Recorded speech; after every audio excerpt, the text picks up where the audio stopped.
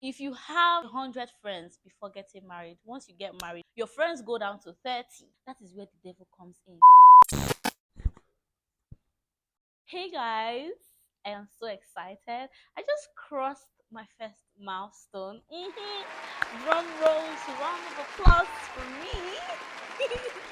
So I just recently clocked 1 year. I say 1 year. Wow, 1 month in marriage. It's such a great, yes, it's such a great milestone for me because me, take a good look at me. If just 1 month I'm like this, ha! Imagine 10 years, 20 years, 30 years. That means I'm gonna be glowing for the rest of my life. Okay. Let me be serious. So yeah, so I just recently clocked 1 month in marriage, and I feel like I've seen enough. I've seen enough this 1 month, and I think I should just come and share few things that I wish I knew before getting married. You people did not tell me this thing. All right. Enough of the laughing. Somebody said that I'm married. I should not be laughing too much. So, pardon me, pardon me. Let me practice. I'm supposed to be laughing like this, right? So I just remembered something. I would love you guys to please check out this new YouTuber in town. Support her. She's really trying her best to put out content for viewers. Please support her by subscribing to her channel and also watch her videos, like her videos, drop your comments in her comment section that you came from Jenny. Thank you so much. Thank you. Her channel link is going to be in the description box. The name of her channel is Favor Nosa. She does amazing content. So please support her. Thank you. All right. Okay. So yeah, let's go straight to a few things that I jot down, and I said, okay, let me come and share a few things that are kind of like a little different. Let me not say strange. Some of them are strange. Some of them are like different. Like there are some things that I've come to see differently now in marriage. Yeah. So these are the things I wish I had known they would have told me before marriage. So number one, first of all, is after marriage you are on your own. It is you, your husband, and God. Yes. Like this. My family have left me. His family have left me. We are now on our own. We are now doing things on our own. We're tackling problem solving solutions on our own. It's not as if we can't maybe call our family members. I'm not talking in that aspect. I'm talking about things happening between us now stays with us. It lives with us. No other person must hear it. If you are not comfortable, if there's something I'm doing that you don't like, no other person must hear it. It must be me. If there's something you're doing that I don't like, no other person must hear it. It must be him, the both of us. So you're basically on your own. You're doing things on your own. Nobody's going to come and feed you. Nobody's going to come and help you solve problems in your home. I even do not recommend bringing somebody to help you solve problems in your home because it might lead to something else. Yeah. So you're on your own. Every laugh, it ended at the wedding ceremony. Once you use your two leg and enter the marriage home, it is you and your husband. And for me, I'm a last child. I'm a last born, and it's a little different for me. You understand? Like now, especially now that especially now that I'm in Abuja. Sometimes, like back when we were dating, I'll be like, okay, oh, I don't dey go out, so make I dey go house. I don't go and meet my mommy, oh. But now, nothing like that. I go out, I come back to this one house, do everything you want to do, you and your husband. I find it to be so exciting.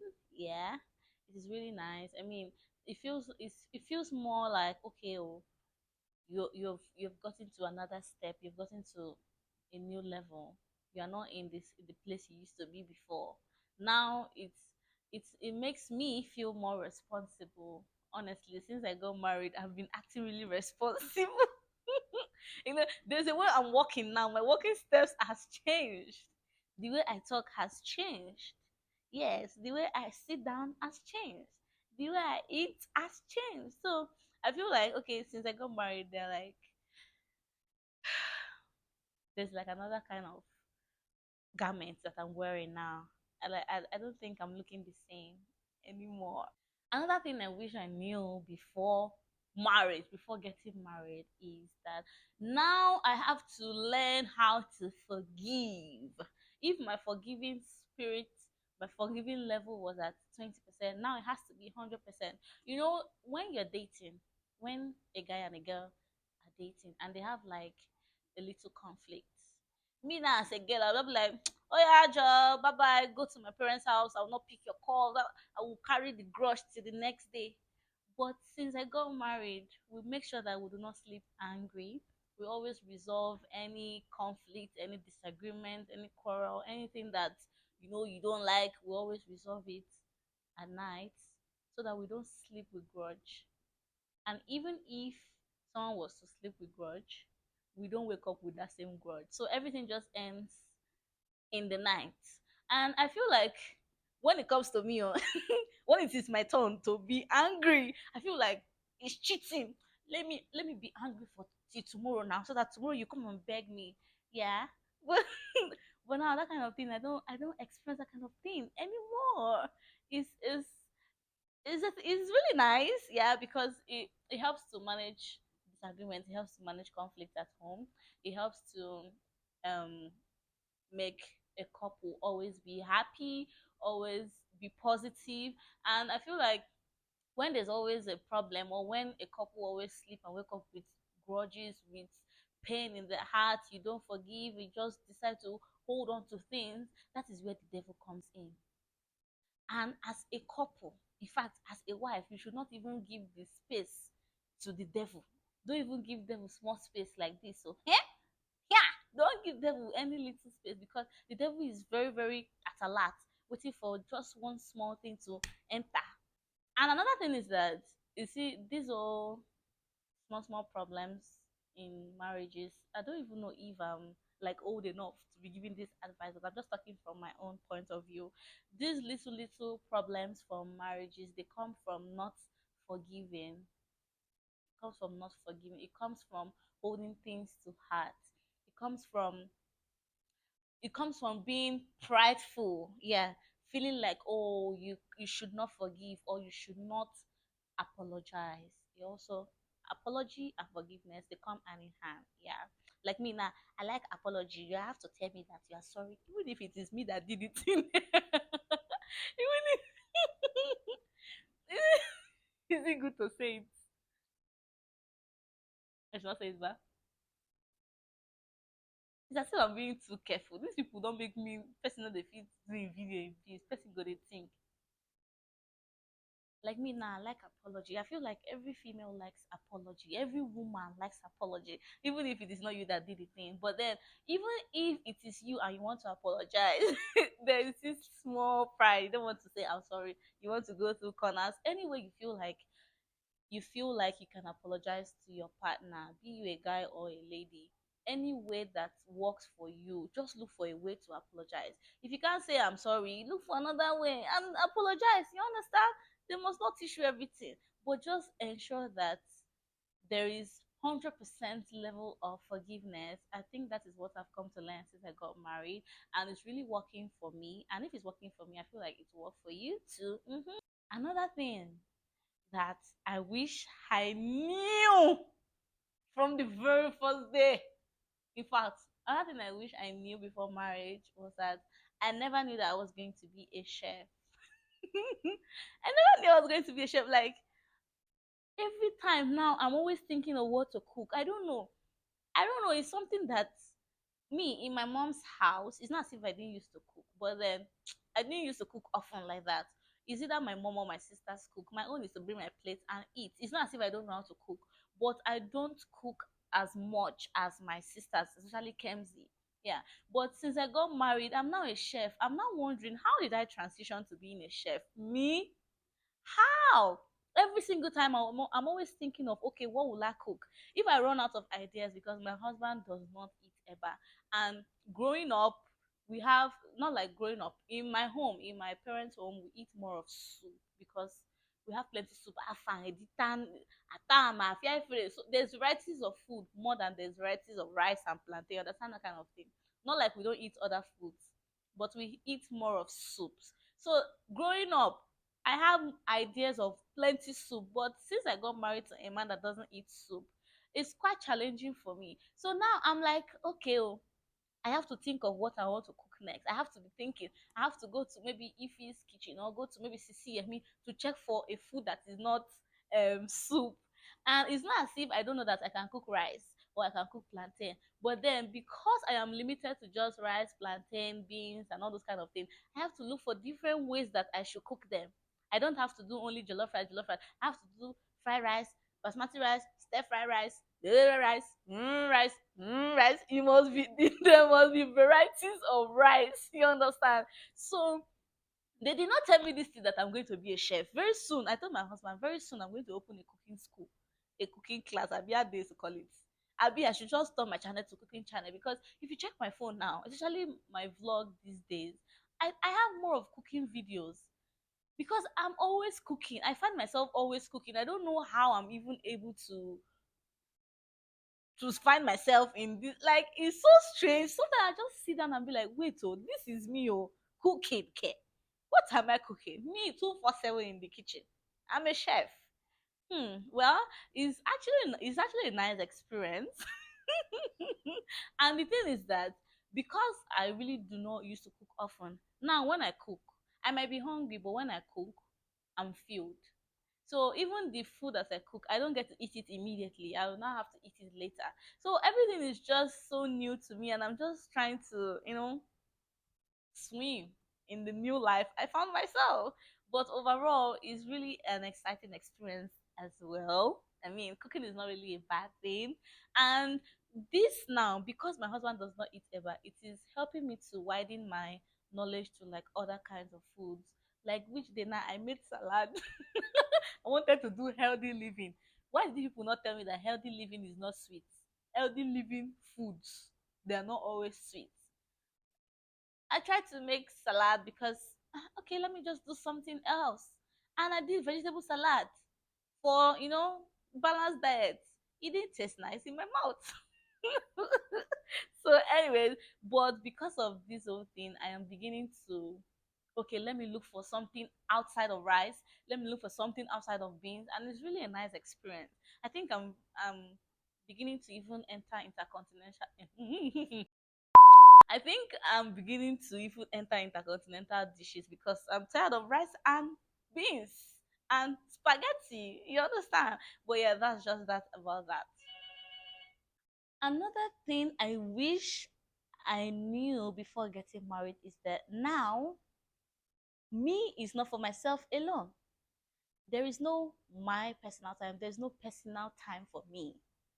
In fact, me myself is not for myself alone now. Now I am sharing myself with my husband, sharing my time. There is nothing like my thing. It is now our.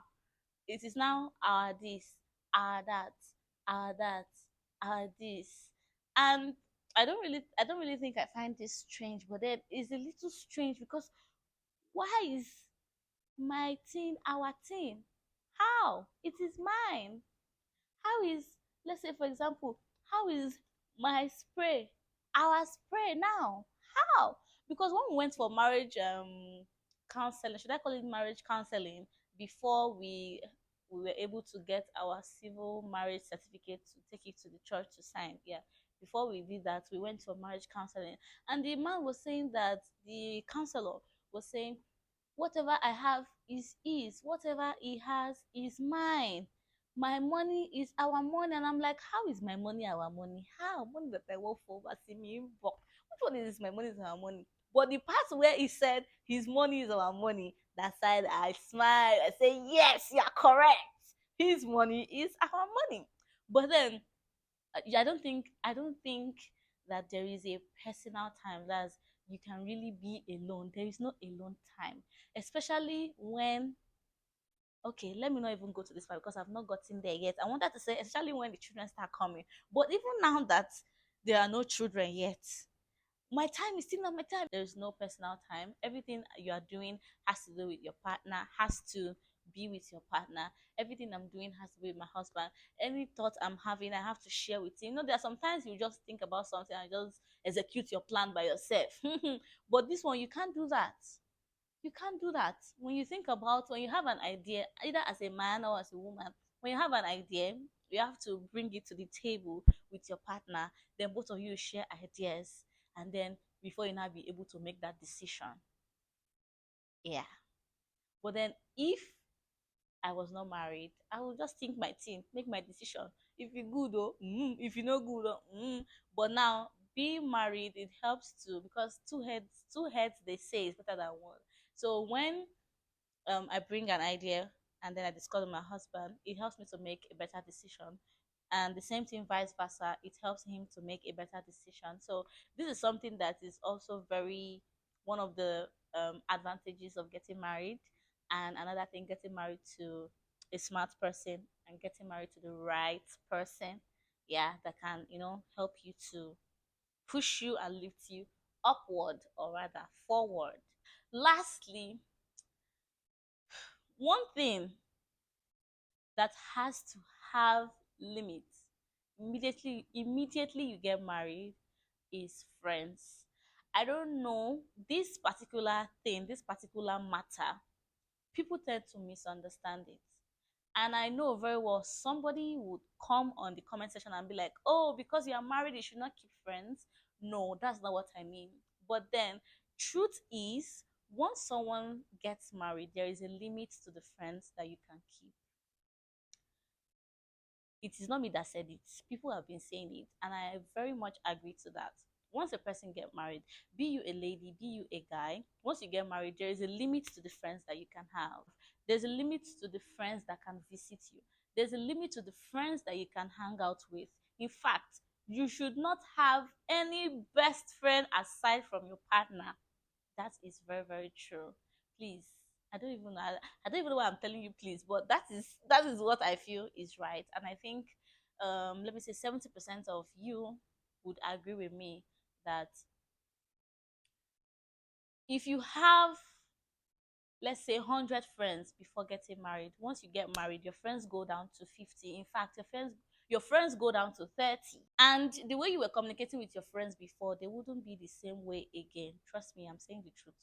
The way you were communicating with your friends before you got married and the way you are communicating with your friends after marriage will change, will definitely change. And also, even your single friends, I know friends tend to misunderstand when their friends get married and kind of like give them a little distance. It is not out of pride, it is not out of, oh, because I'm married, but then it is out of maybe setting boundaries. Because when there's something I want to say, but I hope it doesn't come out bad. When you are married and then you are friends with a single person, it is not bad, but hear me out. I don't think that you people will be able to relate on some kind of certain matters. That is why that friend is now limited. Now you have to look for a friend that is married and can also relate with you on certain things. Yeah, that is just that about the old friends talk, just so that you do not misunderstand me. But I know some of you would agree with me on what I've said. Well, with this, we have come to the end of this video. I really enjoyed filming this video. I don't know, this video feels so different. I don't know if it's because I am now 1 month in marriage. I need my wine. Oh God, I need a wine. It is not small thing I have achieved. Do you know what it means to pass 1 month in marriage? Those of you that have reached 10 years, in fact, let me not even go. 10 years is too far. Those of you that have reached 1 year, you know what it means. Abi, so this 1 month now is a very big milestone for me, and I look forward to many more months and years in marriage. Amen. Cheers to that. All right, guys, so with this we have come to the end of this video. Do not forget to like, subscribe, and drop your opinion in the comment section. But please don't disrespect me, I'm somebody's wife. Oh. Please, oh, just drop your opinion respectfully. If you disagree with me in peace. Yeah, we all do not have to agree. is okay. I'm fine with that. Yeah, but don't insult me, please. I beg you in the name of God. Just state your opinion respectfully, and I'm good and fine. So thank you so much. I'm going to be seeing you in my next video. Bye. Mwah!